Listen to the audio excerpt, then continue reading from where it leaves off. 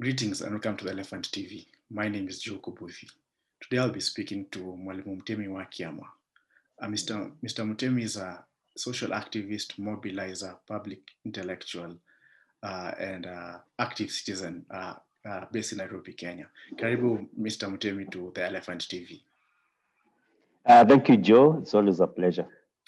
Great, Mutemi. So just to start this conversation off, a couple of months ago, TIFA, the Research Institute, released a report that stated that only 19% of Kenyans support the BBI and the BBI process in totality. But yet a section of the political class make it sound as if one, it's a panacea to Kenya's problem, and two, that it has popularity. In your view, as someone who works with citizens actively organizing, mobilizing, what do you make of this? Joe, it's nothing different from what we've been having the last 60 years or 6 decades of the so-called Kenyan flag independence. Right.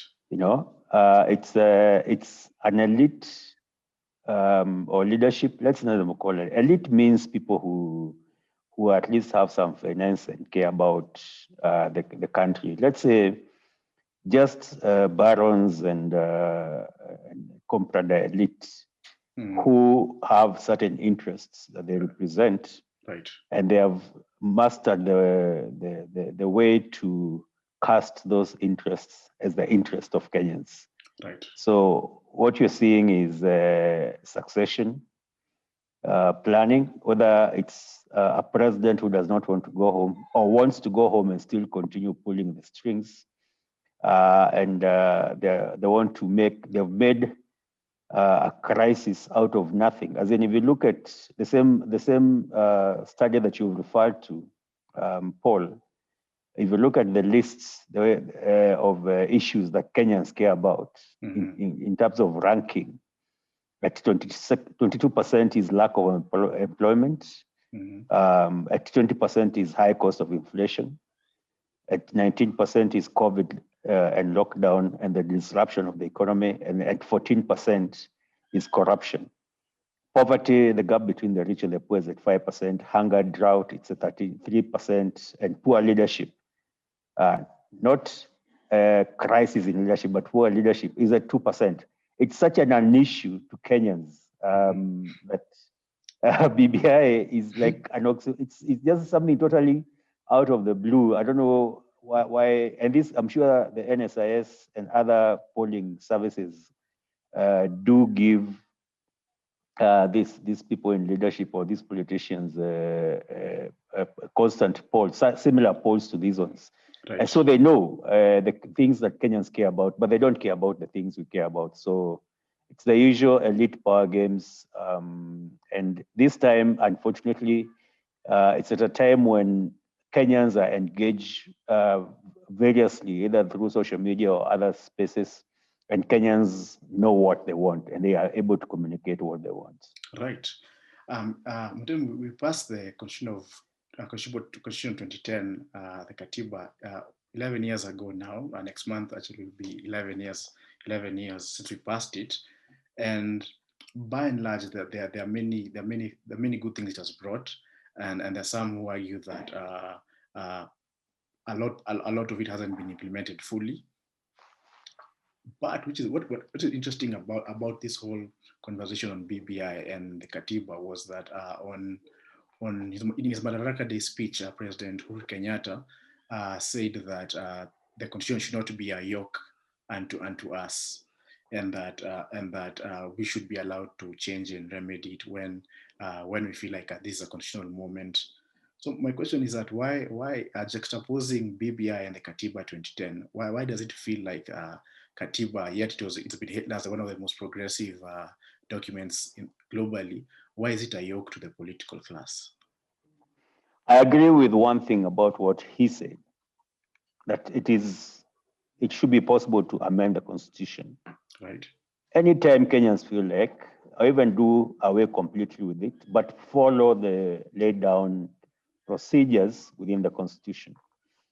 Now, about the constitution being a yoke, I am happy that he thinks it's a yoke because it was designed to be a yoke. Right. It's meant to if we remember, we passed this constitution after the so many amendments that were done on the previous constitution to favor the executive, so that we got a president who was more of a king than a president who was not accountable to Kenyans, a president who was not answerable to parliament, to the judiciary, to other departments.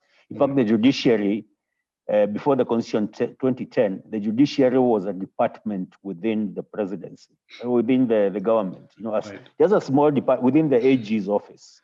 Right. You know, the president could hire and fire judges and could even tell judges how to rule, could even draft judgments for them using through the AG or through the chief justice.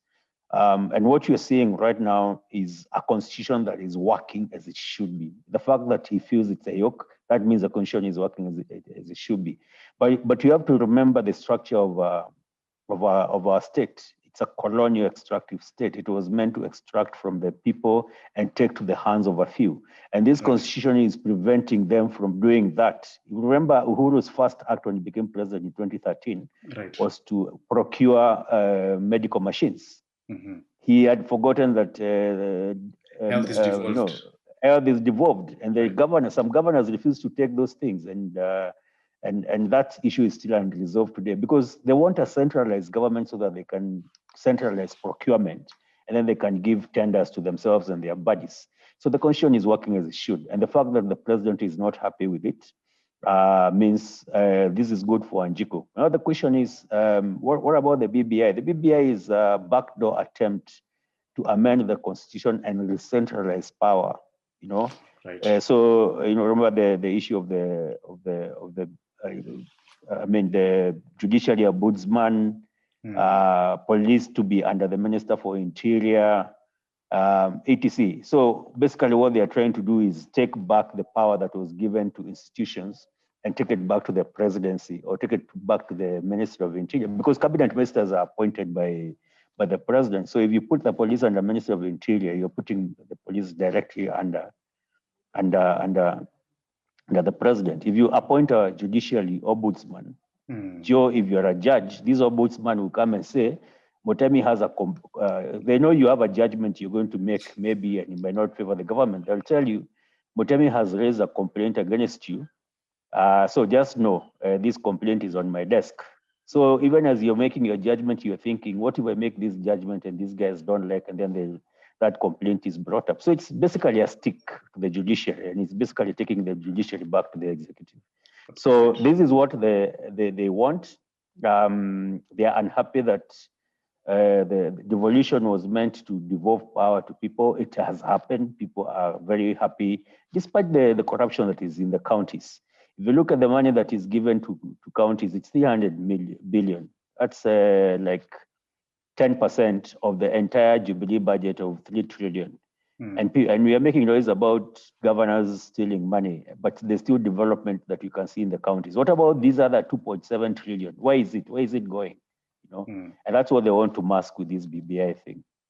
Okay, I mean, interestingly, the BBI process, the BBI judgment on June 2nd, and as we wait the Court of Appeal ruling on 20th of August, in a sense has really given impetus to people to be aware and alert about what Constitution of 2010 meant for them.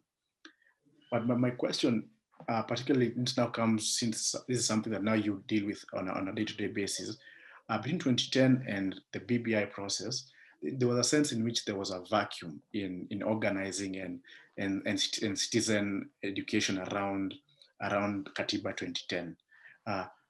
What role did civil society play in that, in not filling that space and moving forward?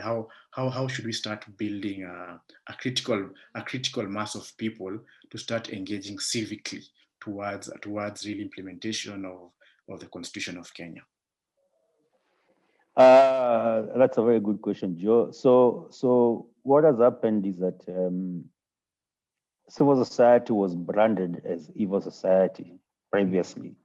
And anybody who had a voice that was contrary or critical to what the government position was, and especially this government of Uhuru and Ruto, because remember the narrative of accept and move on, and remember the narrative of we've been elected by the people, or we are saying innocent until proven guilty, and to execution of appeal.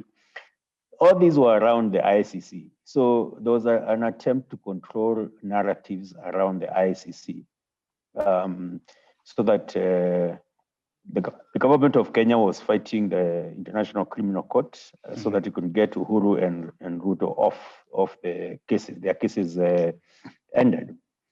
And so the whole political machine aligned around that. Now, in the process, and because the opposition was silenced, because it's their bodies, they are the politicians ultimately. After the evening in 6, when they meet in their homes and clubs, there's no opposition or government until they wake up the next morning. Then they come to the public and they tell us who our enemies are. They decide who's enemy. There was I think an elite consensus, political consensus, that they were all going to fight the ICC cases and make sure that their bodies come back. So the opposition was dead. And at that time, that's when we started organizing. I was part of a platform called Maskani ya Taifa that really pushed back on the fake narratives that Cambridge Analytica was unleashing. I think we can say Maskani was a precursor to the elephant, which you're part of right now. We started the idea, speaking truth to power, which is what you guys do. We helped push back by bringing in citizen voices. And at a time when activists were being labeled, when civil society was being called evil society, we were able to use the resources of civil society, and especially the research, the reports that civil society have done, and using social media, put them out there for Kenyans to consume and engage with. Right. Research into various issues that face Kenyans, and which the mainstream media had refused to do. And this kind of mainstream civil society is the option that active citizens, social media is the option that active citizens have to hold their leadership to account. That's why even State House, Mutemi was going into power. State House had a full-fledged department, digital department, to be able to, to engage with citizens.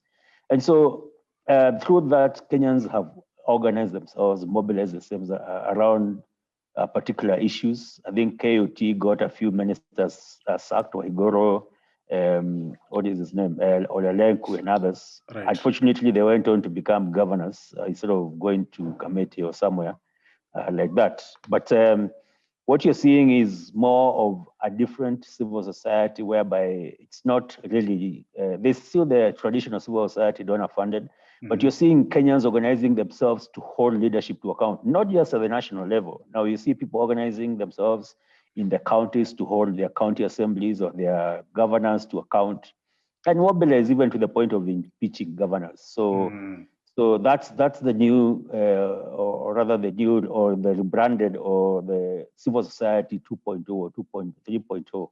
Okay. I can call it that. But then my question, even as you rightly saying, there's a new formation of civil society.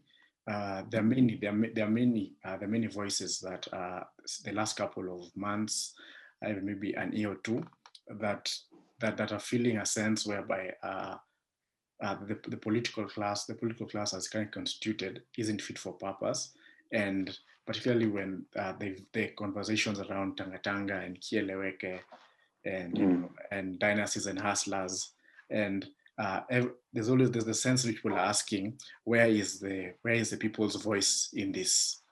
So to my question is that then, as someone who has been I know actively trying to organize civically and politically, what's the missing gap that the people and civic society, not civil society as donor driven, but civic society, unions, churches, what's the missing gap that they are unable to move from where they are to now move to space and contest politically? What's the missing gap? So if you look at the last the 6 decades of Kenyan organizing, every 10 years or so, including let's say since 1963, where we got independence. It was not really one sector that brought that independence. There was organizing, labor organizing. There was Mau Mau in the forest. There was a religious movement that was established schools and all that. So towards independence around the 60s, or actually just late 50s, early 60s, people came together and gave that push that led to independence, although the decision was also largely influenced by the fact that the British were going broke from maintaining their colonial structure. But that movement gave it impetus. 10 years later, there was a push when people say we are not seeing the matunda of Uhuru, Nanini. And then there was the infamous Ndegwa, I think an attempt at bribing civil servants by allowing them to trade with government so that the trickle-down economics could work, so that they could start, eating from the government. Of course, that was the genesis of the corruption. Then, as you're going towards Kenyatta becoming senile, 78, Moi comes in, but then around 82, which is again about 10 years later, we have the attempted coups, the two attempted coups. 10 years later, you have 92, which is a repeal of Section 2A. 10 years later, you have Kibaki coming in, the Mapambano, and nobody can bog us, and there's a change. And then 10 or so years later, we have the new constitution, 2010. So every 10 years or so, Kenyans organize. And you're actually at that moment at this time. And that's when people come together and put their sectarian differences aside. And usually civil society is behind this. Now, what have we learned from the successes, but also the failures of that organizing? The one thing that has been constant is that civil society has not organized politically. They've always organized, mobilized Kenyans, put out the issues there and rallied Kenyans from different sectors, and then handed over the baton to the same politicians who we have a problem with. Right. So this time, what you're saying is that we are not going to do that.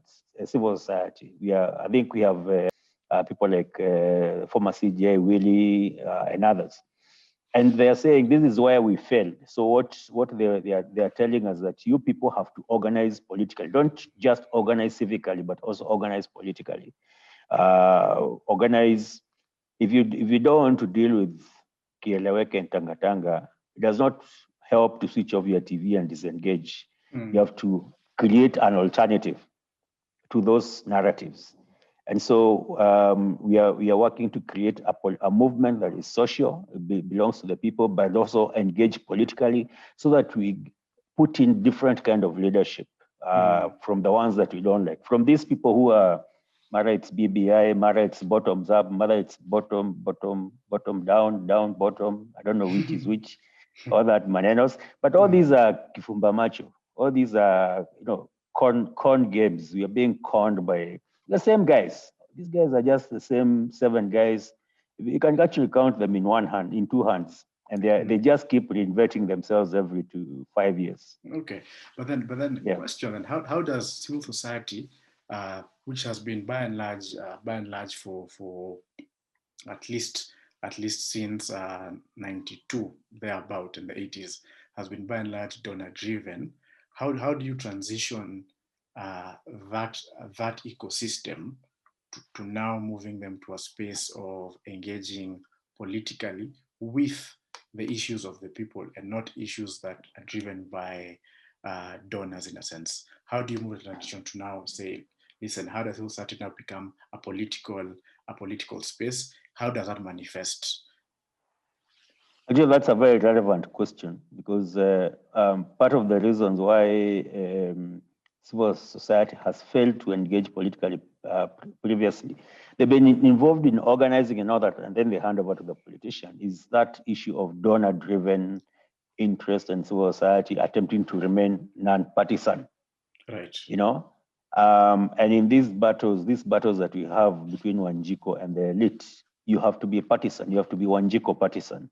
And so I think we've gotten to a point where civil society has gotten to a point of supporting, social movements that Wanjiku is organizing, so that it's not really them dictating, but even saying no to the donors and saying this is how we are going. But also, I think we've gotten to a point where those who, the donors, some of the donors that are there understand that movements organize differently from institutions. Right. And so they are willing to support that space. But ultimately, movements are organizing to get out of the reliance of especially foreign donors. We don't mind local donors. We don't mind, Joe, if you have a few millions here, if you commit those millions to the movement, or you tell us you give us 1,000 shillings every month, that's 12,000 a year. Someone else says, mimi nalima nyanya, ama I have some milk I sell, ama I do my tea here and there. Right. I can guarantee you guys 100 shillings a month, for that's 1,200 per year to support your movement. And believe me, Joe, if we do this, and this is already happening, people are supporting our movements, you will find that the money you even get is much more, it's much more than what the donors give us. But it also enables you to plan long term, and Kenyans feel that they own, this is something they own because they invested in it and it's part of their everyday. If they are working to feed themselves, house themselves, take their kids to school, but also support their own political movements that are not briefcase political movements like we have today, whereby someone comes and dishes out 50 shillings, 100, 200, alafu anakwambia umuuzie kura yako for 5 years.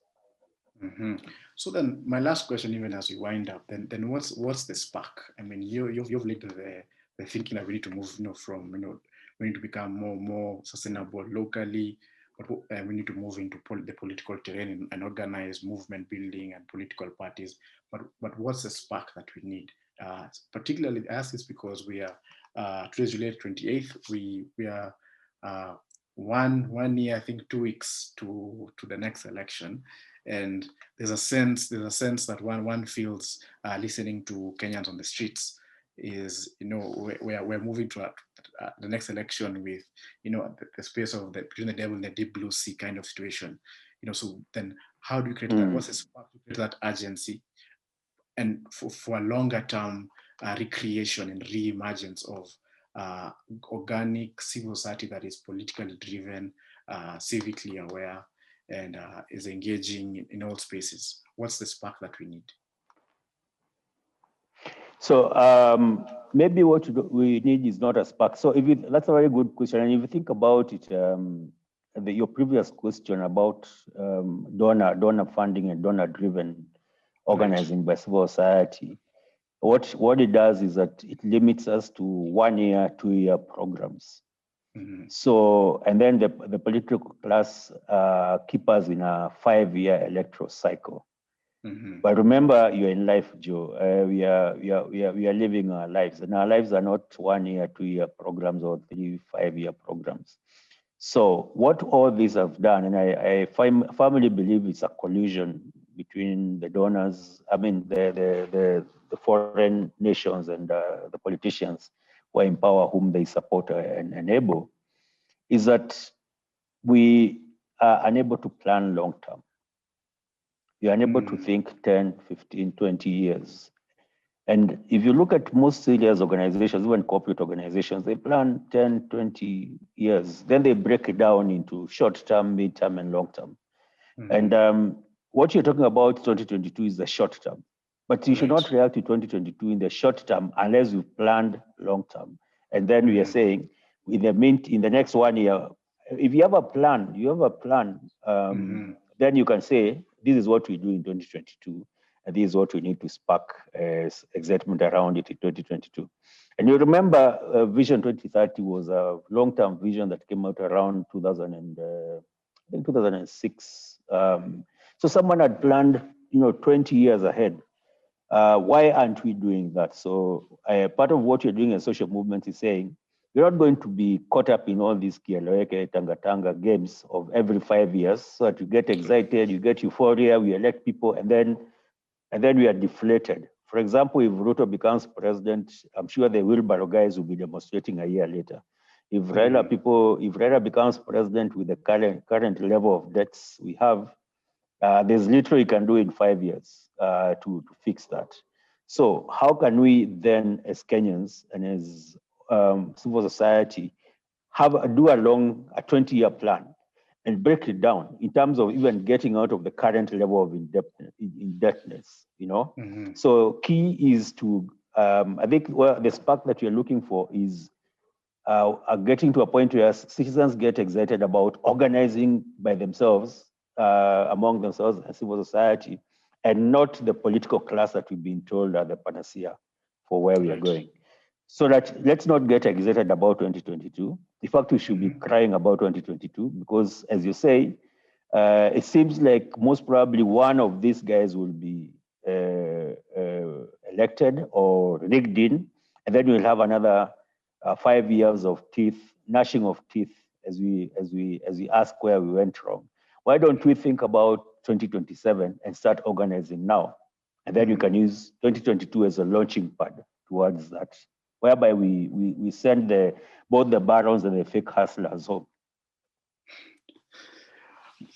Well, Mutemi, on that very good note, I'd like to end this conversation here. Thank you so much for giving us your time here at the Elephant.